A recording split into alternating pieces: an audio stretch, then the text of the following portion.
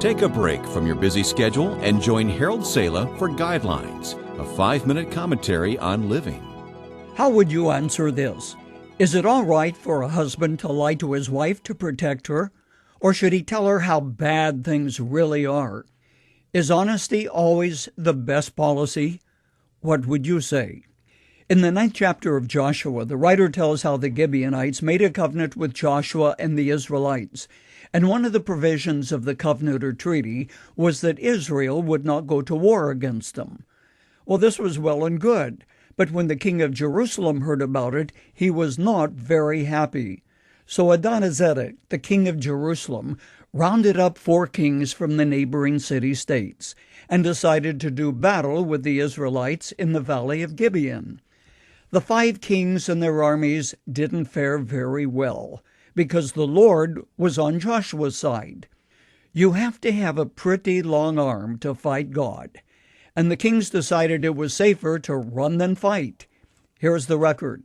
And it was told Joshua, saying, The 5 kings are found hid in a cave at Makkedah.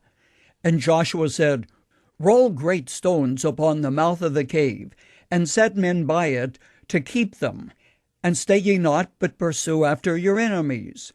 Later, Joshua brought them out of the cave and made them a visual exhibition to the people by putting his foot on the neck of each and saying, This is what God is going to do with the rest of our enemies. Then he proceeded to execute them. 5 kings in a cave.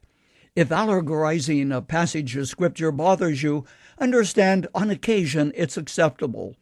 I can't resist the temptation to draw some parallels to 5 enemies of the home and family today, and deal with them as Joshua did his enemies, convinced that 5 attitudes or behavior traits are enemies to happiness in our homes. 5 kings in the cave of your thinking. 1, dishonesty. 2, discourtesy. 3, deceit.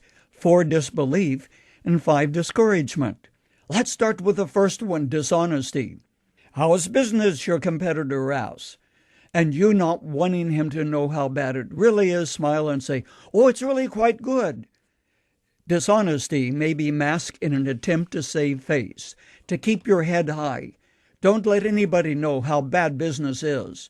So we come home and we try to maintain the same facade. Dishonesty is a real enemy, and one that has no place in the relationship of a Christian family. Nothing does more to destroy the very fabric of a marriage than the knowledge that you can't trust your husband or wife to tell the truth. Oh, I'll be late for dinner tonight, a husband says going out the door. Got a report to work on, and I'll be coming home as soon as I can. Does he mean it? Or rather, is he using that as a cloak of deception, to hang out with somebody or do something he would prefer his wife didn't know about? The book of Revelation says bluntly, all liars will have their place in the fiery lake of burning sulfur. But counseling and working with couples for more than 40 years leads me to conclude that husbands who practice dishonesty will feel the heat a lot sooner than that which is described in the book of Revelation. There is a better way. It is the way of him who said, I am the way, the truth, and the life. No man comes to the Father but by me. Once you have made the decision to be absolutely honest, there should be no turning back. And again, consider Paul's words to the Colossians. Don't lie to one another, since you have put aside that old self with its evil practice.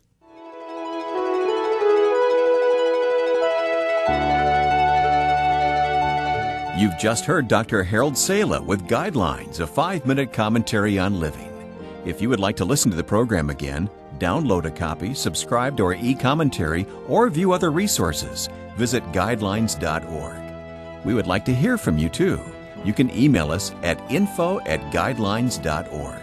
That's info@guidelines.org. Thanks for listening, and we invite you to join us again for the next edition of Guidelines.